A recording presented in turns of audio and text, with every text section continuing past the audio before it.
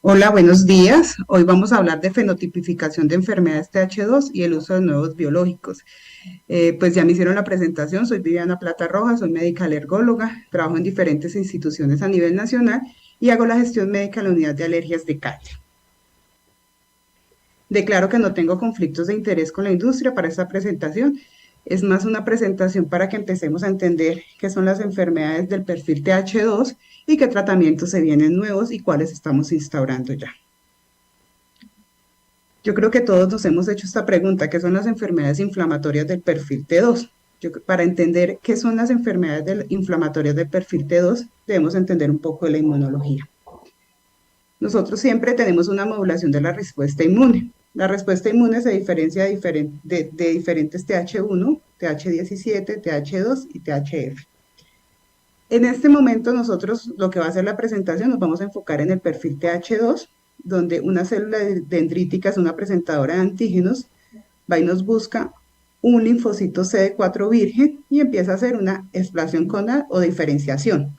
Hasta aquí, todos los TH1 todos los TH, perdón, van en la misma línea. Entonces, ya dependiendo de las citocinas que interfieran, empezamos a ver TH1, empezamos a ver TH17, empezamos a ver TH2 y THF.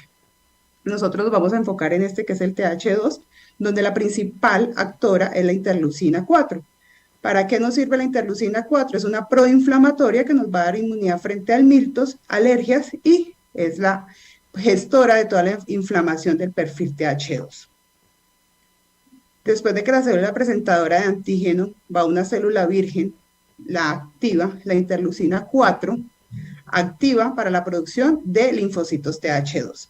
Y aquí se viene una cascada inflamatoria muy importante para los alergólogos, neumólogos, otorrinos. ¿Por qué? Porque empieza a derivarse de diferentes enfermedades.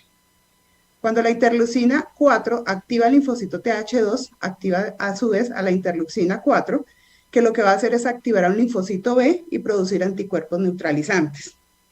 Cuando esos anticuerpos se pueden producir los que nosotros utilizamos mucho, que son las inmunoglobulinas E, que son las de las enfermedades alérgicas e inflamatorias. Cuando hay producción de la inmunoglobulina E, puede haber una activación de una célula muy importante que se llama el mastocito y empieza a haber toda la cascada inflamatoria con la degranulación de los mastocitos. La otra interleucina que interfiere en los linfocitos TH2 son las interleucinas 5, que van a activar el eosinófilo. También hay activación para los helmintos y es la que hace todo lo de la inflamación y muerte de los helmintos como tal o parásitos que tanto tenemos en Colombia. Cuando nosotros tenemos estas tres interleucinas que son la interleucina 4 y la 5, podemos decir que hay una cascada proinflamatoria, que son de las enfermedades del perfil T2. Tenemos tres interleucinas que interfieren en todo el perfil del T2, que son la interleucina 4, 5 y 13. ¿Por qué son importantes? Porque cuando nosotros encontramos y vemos la activación de estas interleucinas, podemos en el 2023, podemos dar tratamientos enfocados o dirigidos hacia la producción de estas interleucinas y a toda la cascada inflamatoria. Esto a grosso modo como para entender un poco. La interleucina 4 promueve la diferenciación de linfocitos T, la proliferación y diferenciación de linfocitos B. La 5 es la diferenciación del eosinófilo y la 13 es la que hace que haya secreción en las mucosas, hace que en el asma haya obstrucción y remodelación de las vías respiratorias, produce la hiperreactividad bronquial y que el músculo se hipertrofie con el paso del tiempo. La inflamación crónica T2 es la responsable de múltiples enfermedades en diferentes órganos. Ayer lo vimos que hablamos de dermatitis atópica, alergia alimentaria, esofagitis eosinofílica, está la rinitis, la AREA, que es la enfermedad respiratoria desencadenada por alergia a la aspirina, la rinosinusitis con poliposis nasal, el asma y el epox eosinofílico. Como son múltiples y el tiempo nos apremia, hoy lo que voy a tomar son dos enfermedades muy importantes que han tomado mucho auge en los últimos años, que son asma y la rinosinusitis con poliposis nasal. De esta es la que vamos a empezar a hablar. Y antes de empezar a hablar de los biológicos, yo quiero que entendamos por qué debemos hacer un buen perfil del paciente cuando nos llega a la consulta para así poder definir el tratamiento. Si yo no hago un buen perfil del paciente, no hago un buen tratamiento y no dirijo el tratamiento como debe ser a los biológicos nuevos. Vamos a empezar con el asma. Es una enfermedad o condición médica que se caracteriza por sibilancias, tos, dificultad respiratoria y hay hiperreactividad e inflamación de las vías respiratorias. Eso es importante porque la OMS la ha declarado que afecta a cerca de 262 millones de individuos en el año 2019 y causó 461 muertes en el mundo. Muchas veces llegan a la consulta y nos preguntan que qué exámenes hemos hecho para definir si tenemos asma o no, y siempre lo más importante son las caracterizaciones clínicas. Los estudios nos sirven para indicar cuál fenotipo tiene de asma el paciente y poder dirigir un tratamiento específico. Como ya les había hablado, las grandes participantes o protagonistas de todo el perfil T2 son la interleucina 4, 13 y 5. Y en el asma, ellas son la clave para la predisposición, aumento de las reacciones o exacerbaciones de esta enfermedad. Aquí podemos ver que la interleucina 4 es nuestra gran protagonista porque hace la diferenciación del perfil TH2. Luego, esta interleucina 4 y la 13 lo que hacen es que activan para que se haya producción de inmunoglobulina E. Después de que haya activación de la producción de la inmunoglobulina E, en piel o en otros órganos el mastocito se activa o en sangre se activa el basófilo. Como les había hablado de la interleucina 13, aumenta la hipersecreción de la mucosa, hace hiperplasia y hace que se hipertrofie el músculo como tal. Y la interleucina 5 lo que hace es la diferenciación y la activación del eosinófilo. O sea que aquí es muy importante las tres como protagonistas en la inflamación del asma. Hay diferentes fenotipos de asma. Está la alérgica, que es la que vemos principalmente nosotros los alergólogos, y que se caracteriza por síntomas alérgicos más sensibilización a un alergeno, sea por pruebas en sangre o por pruebas en piel. Hay unos biomarcadores que podemos hacer en sangre, que son las IgE total o la IgE específica. Podemos ver la periostina, eosinófilos y neutrófilos en esputo. ¿Y por qué es importante definir qué perfil tiene el asma? Porque nos va a decir si el paciente responde a glucocorticoides o a qué anticuerpo monoclonal funciona adecuadamente. Cuando es netamente alérgica, el primero que salió y el que primero se aprobó en Colombia es el omalizumab, con el cual hemos tenido una muy buena respuesta y tenemos mucha experiencia. El asma eosinofílica, que es del perfil T2, va a poder ir acompañada de rhinosinusitis crónica con poliposis nasal, la EREA, o son sensibles corticodependientes, son el paciente que si usted no les pone dosis de corticoides inhaladas a altas dosis o tomadas, el paciente no controla los síntomas. Y en este hay un marcador muy importante que son los eosinófilos en sangre y en esputo. Y son respondedores al Montelukast, a los corticoides inhalados o a los diferentes biológicos que utilizamos en este momento. La NOT2, que son para mayor atrapamiento de aire, son los pacientes que han tenido antecedentes de tabaquismo. Si tú le haces un hemograma de neutrofilia, hay activación del perfil TH17 y de la interleucina 8. Y son respondedores, como lo vamos a ver más adelante en la guía GINA, a citromicina. Después de que a mí me llega un paciente remitido, yo tengo que valorar el paciente con qué tratamiento y empezar a definir si este paciente es un T2 alérgico, eosinofílico o si no es un T2. Hay algo muy importante y que debemos empezarlo a utilizar desde el primer nivel de atención y esto es como un llamado a todos los colegas, tanto desde el médico general hasta las especialidades, a que utilicemos las clinimetrías. Las clinimetrías nos sirven para ver el estado del paciente y cómo esto impacta en su calidad de vida. Además que con las clinometrías podemos ir valorando según la alteración de la calidad de vida si el paciente ha tenido o no buena respuesta a un tratamiento que hemos instaurado. Para nosotros en la unidad de Cairo utilizamos dos clinimetrías muy importantes que son la ACT y la ACQ. La ACT es muy fácil de diligenciar, solo tiene 5 preguntas y las preguntas van valoradas de 1 a 5. Entonces, por ejemplo, en la primera, usted le pregunta al paciente si el prueba referido en las últimas 4 semanas anteriores a la consulta. La primera es cuánto tiempo le ha impedido su asma hacer todo lo que quería en el trabajo, en la escuela o en el trabajo. El paciente dice siempre le da un puntaje, la mayoría 2, algo del tiempo 3, un poco de tiempo 4 y nunca le da un 5. A medida que vamos avanzando, lo que vamos haciendo es que vamos colocando la puntuación y posterior a esto nos da un total. Si el paciente obtuvo menos de 19 puntos, es probable que el asma no esté controlado y se debe reajustar el tratamiento del paciente. El ACQ, que es un cuestionario de control de asma, es un cuestionario también que tiene 5 preguntas, pero este, a diferencia del otro, va de 0 a 6. Y aquí lo que vamos a ver es si la tos lo despertó, si el paciente limitó sus actividades, si sentía disnea o silbidos, y esto nos va a dar un puntaje.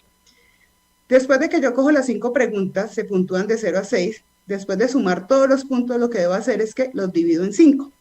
Y esto me da una puntuación de 0 a 0,74, que me dice tiene un buen control del asma, de 0 a 0,75, de 0,75 a 1,5, me dice si el paciente tiene un control parcial, y más de 1,5 me dice si el asma no está controlado.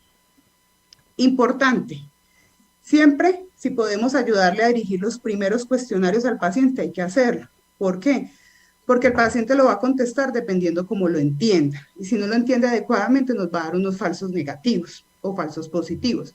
Entonces nosotros siempre le dirigimos el interrogatorio al paciente, no para nosotros manipular la clinimetría, sino es para poder identificar si está bien o mal realizada. ¿Por qué? Porque con esta clinimetría, con los pacientes vamos a llegar a un tratamiento diferente, ver si el paciente llegó a un escalafón donde está controlada su enfermedad y empezamos a disminuir medicamentos, o si efectivamente ese paciente no está controlado y debemos empezar a subir medicamentos. Siempre debe quedar registrado en las historias clínicas, sobre todo cuando estamos pensando en que posteriori vamos a tener que realizar tratamiento con biológico. ¿Por qué? Porque esto nos dice y nos va a identificar si el paciente posterior al tratamiento iniciado nuevamente con biológico ha tenido o no ha tenido control del asma. Para pensar en un biológico debemos pensar en asma severa. De todas las asmas que hay, solo el 5% de la población constituye que tienen asma severa. Se requiere la presencia para definir que es asma severa, que el paciente tenga un diagnóstico confirmado de asma y el manejo adecuado de las otras enfermedades asociadas que tenga. Se debe también revisar que el paciente sí tenga la terapia en un paso 4 o 5 de GINA, donde nos indica que tenga corticoides a altas dosis del tratamiento o que el paciente esté con otra terapia adicional. Porque es importante verificar siempre cómo está haciendo el tratamiento del paciente, porque muchas veces los catalogamos como asma severa y nos damos cuenta que el paciente no ha tenido una buena técnica inhalatoria, el diagnóstico no es el correcto, lo llamamos asma y tiene una poliposis o tiene una disfunción de cuerdas vocales y no nos hemos dado cuenta. Debemos interrogar si el paciente se expone a aeroalergenos en el hogar o en el trabajo. Esa es una pregunta importante y a veces en la consulta diaria por el estrés, por los 20 minutos se nos pasa. Pero uno siempre le debe preguntar al paciente a qué se dedica. ¿Por qué? Porque dependiendo de qué se dedica o de dónde vive o si tiene mascotas o no tiene mascotas, puede haber algo que le esté exacerbando su asma y no le estamos tratando y por eso el paciente no tiene un asma controlada o la consideramos asma severa. También hay que ver la adherencia o no la adherencia de los inhaladores. En Colombia contamos con una desinformación muy grave que la gente considera que al utilizar los inhaladores como mejoran, se están volviendo dependientes o crean adicción y por eso nacen abandono. Es importante ver que el paciente no tenga una rinitis asociada, una obesidad o una apnea obstructiva del sueño. ¿Por qué? Porque la vía respiratoria es considerada como única y todo lo que entra por la nariz pues va directamente también a la parte inferior de los pulmones. Muchas veces los pacientes tienen asma, pero no tienen asma y rinitis y solo le tratamos el asma y por eso no los controlamos. Si son obesos, la capacidad del tórax no nos deja expandir adecuadamente y también por eso presentamos síntomas recurrentes.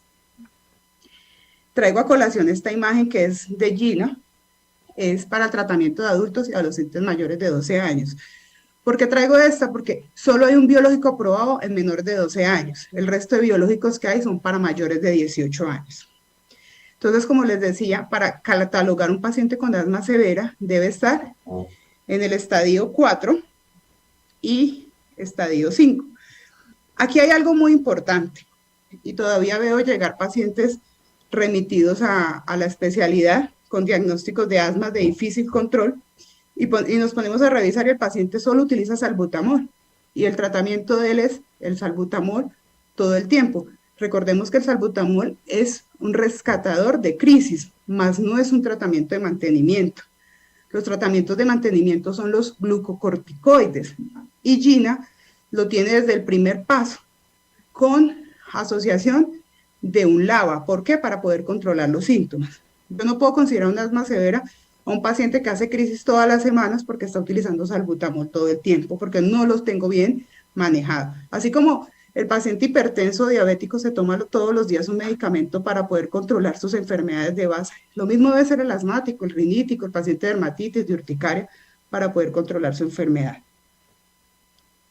Siempre debemos descartar otros diagnósticos y es importante hacerlo. Tuve la oportunidad de estar en Argentina con el doctor Máspero viendo pacientes de asma severa y poliposis nasal y encontramos varios diagnósticos diferenciales. A estos pacientes se los valora y les define si necesitan o no el uso de biológicos. Y muchos pacientes venían con rinosinusitis no controladas, con un reflujo gastroesofágico que les producía tos persistente y por eso consideraban que tenían un asma de mal control, poliposis nasal no diagnosticada o no controlada, obesos sin tratamiento, algo muy importante que es la disfunción de cuerdas vocales, el síndrome obstructivo de la apnea del sueño y la enfermedad exacerbada por aspirina. Aquí es un llamado a que nosotros tenemos que hacer un manejo multidisciplinario, acompañados del médico internista, el pediatra en el caso de los niños, el neumólogo, el otorrino y el alergólogo, sobre todo para esas patologías respiratorias. Ahora nos vamos en lo que he repetido desde que empecé la charla, la importancia de evaluar el fenotipo en el paciente con asma severa. Aquí volvemos al perfil TH2 alto y al perfil TH2 bajo, que son la misma, el órgano blanco biológico es la inmunoglobulina E, interleucina 4, 13 y 5, perdón.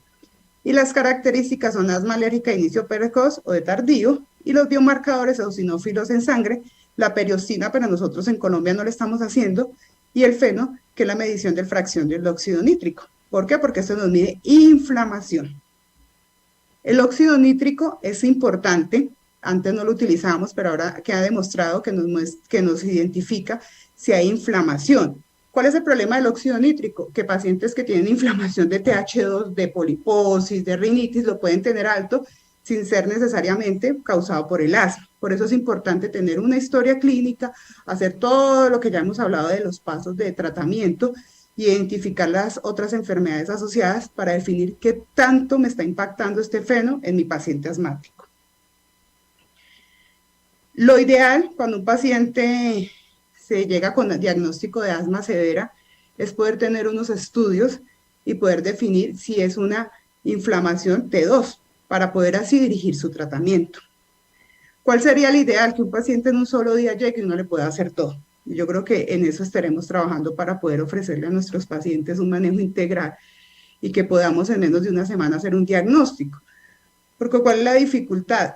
Por ejemplo, el feno, las pruebas de función pulmonar se hacen en sitios diferentes, los eosinófilos en esputo y en sangre se hacen en un laboratorio diferente, igual que la IgE total, y las pruebas de alergia las hacemos en otro lado. Entonces, mientras el paciente le hacemos todo este estudio, puede pasar un mes, 2 meses para poder volvernos a encontrar y definir qué hacer.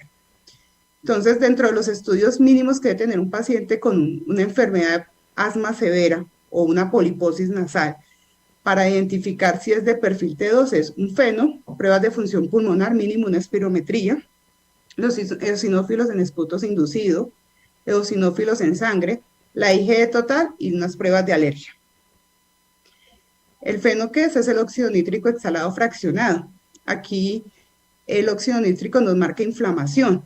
Todos tenemos algo de óxido nítrico pequeño que viene de afuera de la atmósfera, lo producimos. Pero cuando hay una cascada proinflamatoria, la interleucina 4 y la interleucina 13 alteran unas enzimas que hacen que haya más producción del óxido nítrico y por eso cuando hay enfermedad del T2 se ve aumentado. Aquí, como les mostré, es una medición fácil. es con un aparato donde el paciente empieza a respirar sostenidamente. El aparatico aquí le va a mostrar al paciente como si fuera un animalito o un muñequito, y lo que hace es que él debe sostener en una curva, sostener, sostener, no dejar caer el muñequito hasta que el aparato le diga que la fracción fue exitosa. Ese resultado sale ahí mismo y nos va a marcar una medición indirecta del grado de inflamación de las vías respiratorias, porque no directa por todo lo que les nombré anteriormente. Hay tres, según las guías, hay tres valores que debemos tener en cuenta. De 25 por debajo está normal, entre 25 y 35 lo consideramos intermitente, indeterminado, y mayor de 35 consideramos que es positivo y que es marcador de inflamación.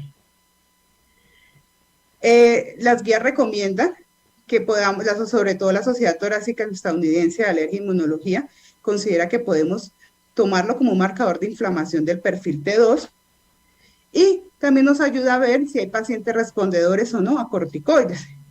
Cuando el feno está muy alterado, son pacientes que responden muy bien tanto a los corticoides sistémicos como inhalatorios.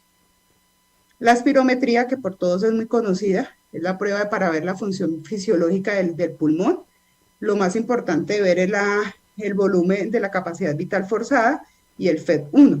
Aquí nos marca también para encontrar si el paciente tiene un asma severa o no, porque hay alteración de la curva y vamos a encontrar patrón obstructivo en el 80% de los casos.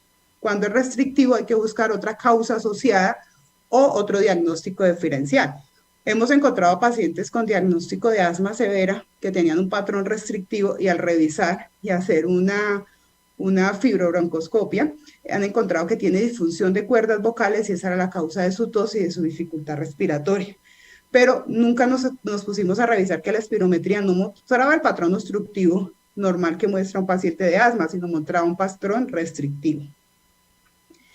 Los eosinófilos en esputo, inducidos en esputo, se utilizan, han habido artículos donde dice que están controvertidos, pero cuando hay eosinofilia en esputo mayor del 3%, consideramos que es una característica clínica del asma. Este es útil para predecir también la respuesta del tratamiento, investiga causas de mala respuesta a la terapéutica y hay estudios que demuestran que puede predecir una exacerbación del asma. Los eosinófilos en sangre, en este momento los estamos recomendando como un marcador principal para el diagnóstico de asma eosinofílica y nos sirve para definir qué o cuál biológico de los nuevos que están podemos utilizar. La IG total es un examen de rutina que nos sirve a los alergólogos para saber si el paciente hace anticuerpos contra alergenos y poder definir si tiene un fenotipo alérgico o no. El doctor Abreu había mostrado esta misma imagen, yo la vuelvo a traer a colación porque es muy importante, y es, yo tengo contacto con un alergeno. Si es mi primera vez o nunca he tenido contacto con él, hay una célula presentadora de antígeno que lo capta. Luego hay un epítopo que se lo lleva a la célula TH2 y ella produce linfocitos B. Esos linfocitos B lo que hacen es producción de inmunoglobulina E. Esta producción de inmunoglobulina E se queda ahí. Cuando hay una reexposición al mismo alergeno, él entra y la inmunoglobulina E lo capta y lo considera algo anormal y lo que hace es pegarse al basófilo del mastocito y hace una degranulación de este. ¿Y qué es lo que pasa acá? Que empezamos a ver todos los síntomas, prurito, abones, tos, dificultad respiratoria, porque se activa toda la cascada inflamatoria derivada de la inmunoglobulina E. Esto es importante entenderlo porque hay un biológico para el asma alérgica que es el omalizumab y él nos va a mostrar ahora dónde interviene y por qué funciona para el asma alérgica y la urticaria. Las pruebas cutáneas de alergia son importantes. Una cosa son irritantes y otra cosa alergenos. Los irritantes son la polución, el frío, los contaminantes, el cigarrillo. Ellos no se pueden hacer pruebas porque, como su nombre lo dice, son irritantes. Alergenos, nosotros lo que hacemos son pruebas de aeroalergenos, o sea, alergenos del ambiente, como los ácaros, que son la principal causa de rinitis, conjuntivitis y asma en Colombia, los pólenes, los epitelios de animales, del perro, del gato, del caballo, hongos de la humedad, en algunas ocasiones hacemos para el látex, Y con esto definimos si el paciente tiene un perfil de una reacción alérgica y su asma es desencadenada por alergias. Importante. Aquí vamos a que la espirometría siempre la tenemos en cuenta, porque si el paciente tiene una obstrucción severa, no podemos iniciarle inmunoterapia. El doctor Abreu nos hablaba anteriormente en la exposición de las inmunoterapias, y la inmunoterapia tiene unas características y unas condiciones que debe cumplir. Pero si el paciente es un paciente que lo que encontramos es que es un paciente alérgico, que tiene sensibilización y relevancia clínica en sus pruebas de alergia, podemos dirigirlo a una inmunoterapia y no irse directamente a uno de los otros biológicos para el asma. Entonces aquí es lo importante de hacer un adecuado diagnóstico y fenotipificación del paciente. La otra enfermedad, que es la rinoceronositis crónica con poliposis nasal. Voy a hablar de la poliposis nasal porque es la que más influencia está por el perfil T2. Aquí vamos nuevamente a la parte inmunológica. Interviene la interleucina 4 y la 13, que son las citocinas claves en la inflamación para esta enfermedad. La interleucina 4 y 13, lo que les decía, activa la producción de inmunoglobulina E, la 13, disfunción de la barrera epitelial, hipersecreción de mucosa a nivel de la vía respiratoria alta, y todas ellas lo que hacen es remodelación tisular, formación polipoidea y síntomas de obstrucción nasal, secreción y pérdida del olfato. La enfermedad de rinosinusitis crónica tiene una afectación de más del 10% en la población de Estados Unidos. Nosotros aquí pues una estadística alta no hemos visto, pero a medida que empezamos a buscarla y hacerla como diagnóstico diferencial de las enfermedades respiratorias, hemos encontrado mucho paciente que persiste con rinitis, que lo han operado 3, 4 veces de los cornetes, y lo que el paciente tiene es un patrón obstructivo por presentar poliposis nasal. ¿Cómo se define? Cuando la inflamación dura más de 3 meses. Entonces el paciente es el que presenta obstrucción, congestión nasal, secreción, tanto anterior o posterior. Es el paciente que se queja de que ha perdido el olfato, ¿sí? No por la infección de COVID, sino que es un paciente que es perdedor de olfato con el paso del tiempo y con síntomas de rinitis, y se queja mucho de dolor en la parte facial. Importante, la historia clínica, la anamnesis y el examen físico. Esto es lo más importante para uno hacer un buen diagnóstico de una enfermedad. Se debe realizar un TAC de senos paranasales, una endoscopia nasal, aquí es donde vamos de la mano con los otorrinos, unas pruebas de alergia y una inmunoglobulina E total. Al igual que el asma, debe tener un manejo integral y debe hacerse un estudio exhaustivo para encontrar o descartar esta patología. También es importante validar las clinimetrías. En esta tenemos la de SNOT y tenemos la escala visual análoga. La de SNOT uno la ve y dice, uy, qué perezoso tan largo. No, mire, nos va a mostrar de 1 a 22 puntos, donde nos habla de si el paciente tiene alteraciones o necesidad de sonarse la nariz, si hay estornudos, si mantiene con mocos todo el tiempo, si tiene tos, si siente que le cae por detrás secreción, si le sale secreción nasal espesa, dolores de oído, también si durmió bien, si tuvo alteración del sueño, si se levanta cansado, si el paciente está triste o se siente avergonzado porque todo el tiempo mantiene con mocos. Él nos va a dar unos puntajes de 0 a 5. 5 es el máximo, 0 es el mínimo, o sea que no le tiene problema al paciente. Cuando hacemos la sumatoria y el paciente de todos los 22 nos marca por encima de 42, consideramos que el paciente tiene una poliposis nasal con alteración de su calidad de vida.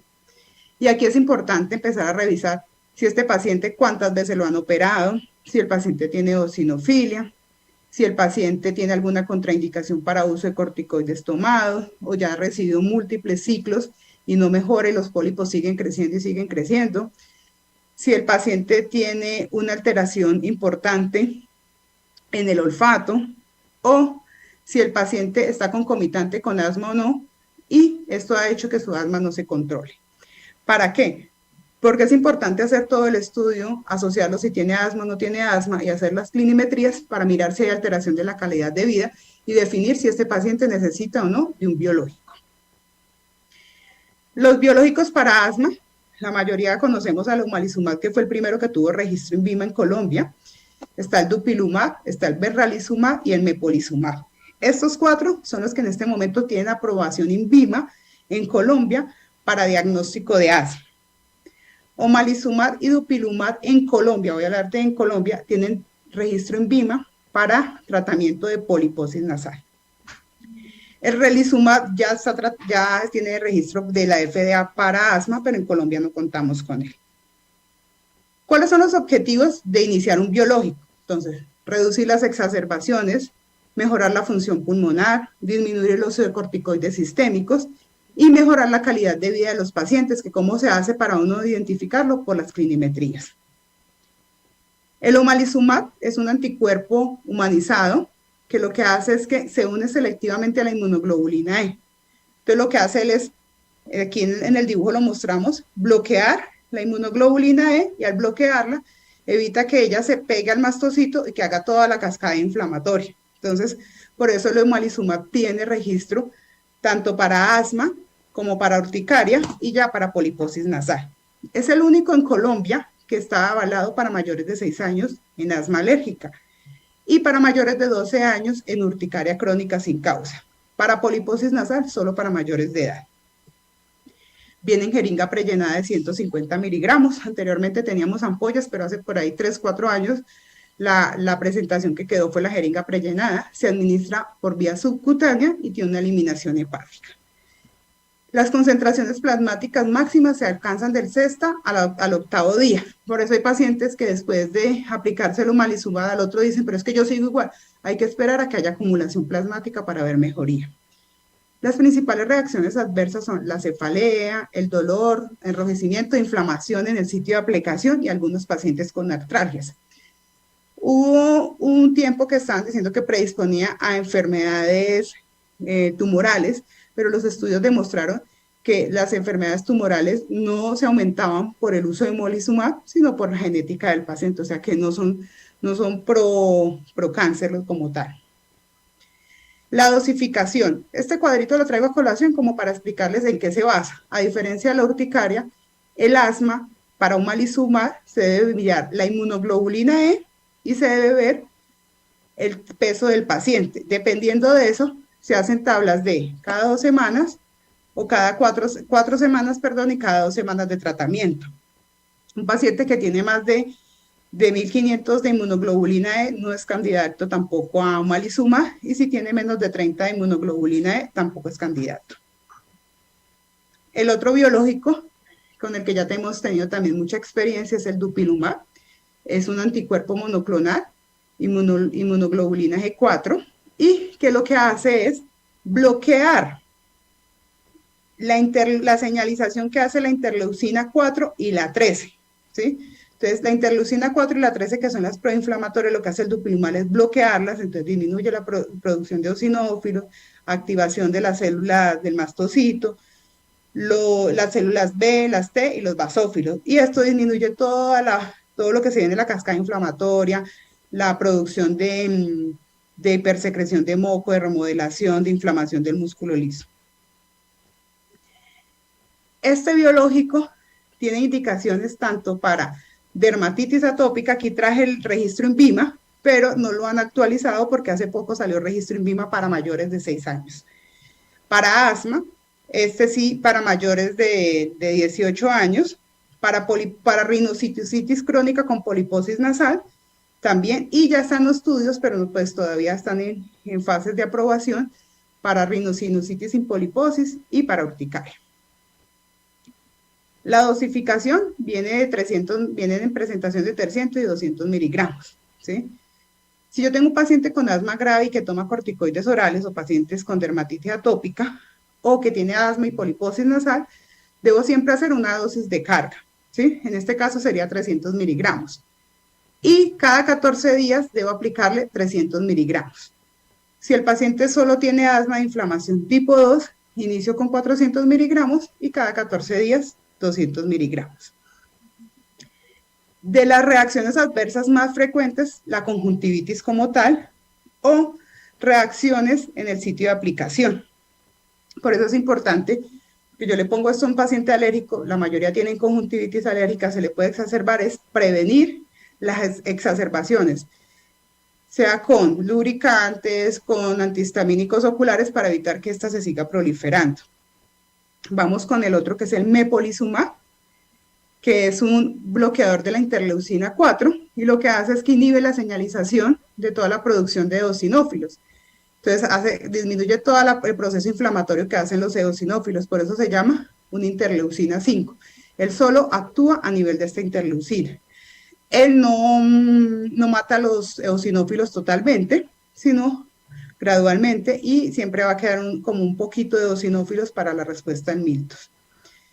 Este mepolizumab tiene en Colombia solo registro en VIMA para asma eosinofílica grave en pacientes mayores de 18 años que han recibido corticosteroides inhalados a altos grados y otro controlador y adicional que no ha tenido mejoría. Pero la FDA ya le dio aprobación para poliposis nasal, en Colombia aún no contamos, y tiene muchos estudios para eosinofílica, Chaucer-Strauss, o sea, alergias alimentarias, pero pues aún en Colombia no contamos con ellos para esto. Dentro de la reacción alérgica reacción adversa más frecuente está la cefalea, puede haber faringitis, infección de las vías respiratorias, congestión nasal, dolor abdominal, eczema y lumbaria. Se dan 100 miligramos subcutáneos cada 4 semanas, ¿sí? El paciente tiene una jeringa autoinyectora, ellos la llaman pluma, para que el paciente pueda aprendérselo a aplicar y colocarse. Y también viene en polvo liofilizado, que se puede colocar en los centros de aplicación. Seguimos con el berralizumab, que es una interleucina 5, que lo que hace es que él actúa sobre el receptor de la expresión de la interleucina 5 y disminuyendo toda la producción de los eosinófilos y toda la cascada inflamatoria que ellos producen. También, él solo tiene indicación para asma grave eosinofílica no controlada, de paso 4 de GINA, para mayores de 18 años.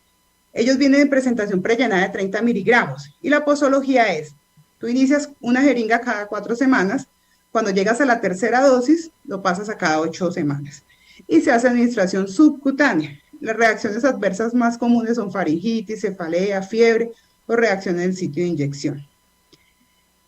De los que voy a hablar aquí para allá, voy a contarles cómo funcionan, pero pues nosotros no contamos con ellos todavía y los estamos esperando para poder definir otros tratamientos.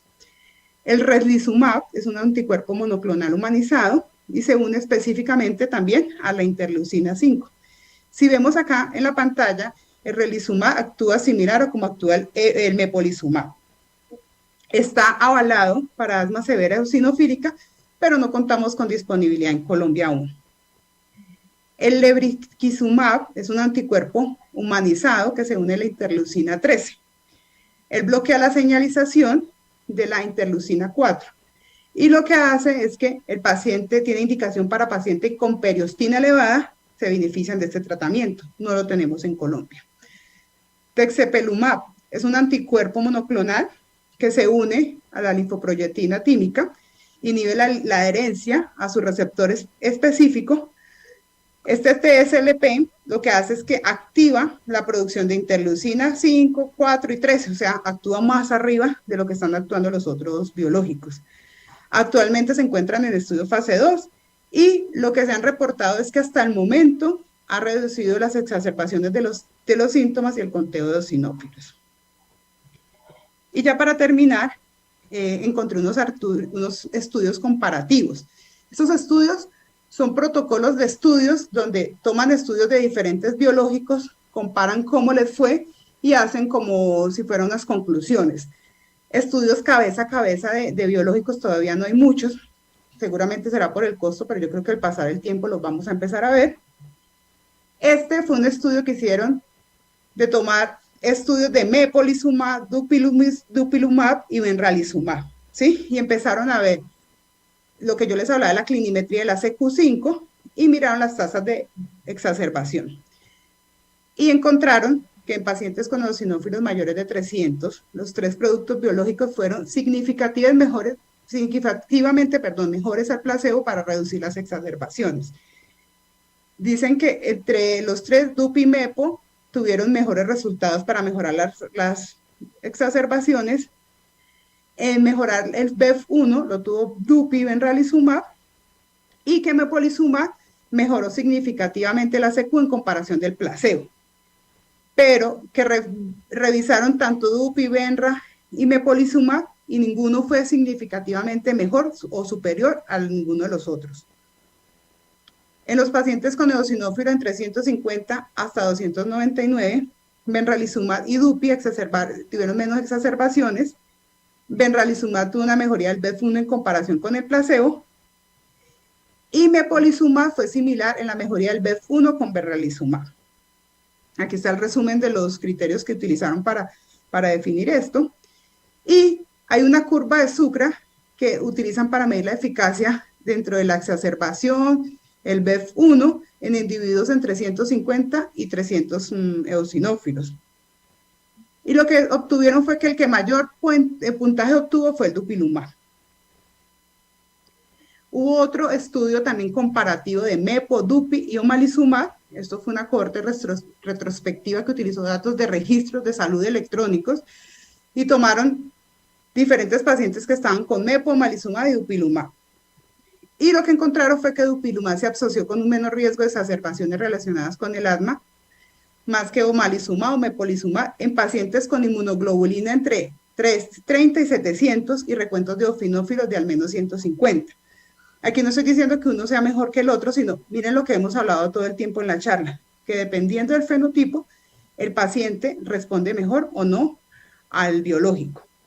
Miren, también mostraron que el dupilumab tuvieron mayores mejoras de la FEV1 que los grupos de mepolizumab y omalizumab, y que los valores del BEF1 no fueron estadísticamente significativos, o sea que no pudieron decir cuál de los tres fue mejor, sino que uno tuvo un poquito de mayor mejoras del BEF1. Bueno, y ya para terminar, ¿cuáles son los mensajes que debo tener en cuenta? Las enfermedades TEDOS tienen una amplia alteración en diferentes sistemas. O sea que cuando yo veo un individuo no veo solo una enfermedad, sino veo todo un proceso inflamatorio y ver qué órganos está afectando. Que es importante conocer la inmunología y citocinas implicadas y que con esto logramos entender por qué se realizan diferentes manejos. Que lo más importante, y nada lo reemplaza, es una adecuada historia clínica y examen físico. Cuando un paciente no nos mejora, debemos reevaluar los diagnósticos, mirar si tiene otra patología asociada o si el paciente está siendo adherente o no con el tratamiento. En el asma y en la rhinosinusitis con pólipos, es importante fenotipificar bien los pacientes para así elegir un biológico adecuado. Que los biológicos son seguros y mejoran la calidad de vida de los pacientes, que es muy importante. No hay un biológico mejor que otro. Es tener el paciente, tipificarlo bien y definir así su tratamiento. Y aquí les quiero mostrar un flujograma de asma severa que tenemos en CAIRE para explicar por qué llegamos a la decisión de un biológico, cómo lo hacemos. Entonces el paciente llega a nuestra unidad, llega remitido, sea de alguna otra especialidad, él va a una primera consulta en CAIRE, se valora, se hacen las revisiones de los estudios que nombramos anteriormente, las clinimetrías. Si los tienen y el paciente se valora y se considera que es un asma controlada, se revalora el tratamiento y se reajusta el manejo cada 3 meses. Si este paciente tiene alteraciones de esos estudios y consideramos que el asma no es controlada, se hace un ajuste mirando GINA paso 5 y se hace un control. Si no hay control de los síntomas, se lleva a una junta médica, la decisión de los biológicos se hacen por junta médica, no lo hace solamente el médico tratante. Se define si el paciente está bien diagnosticado, si consideramos que haya que descartar otra patología asociada y definimos el uso del biológico. El uso del biológico se define según lo que hemos hablado en toda la charla. Depende del perfil TH2 que tenga el paciente. Se inician los tratamientos y se hace una valoración a los 3 meses para ver cómo va el paciente. Las valoraciones siempre van con las clinimetrías. Si no hacemos clinimetrías no podemos valorar cómo está el paciente. Muchísimas gracias.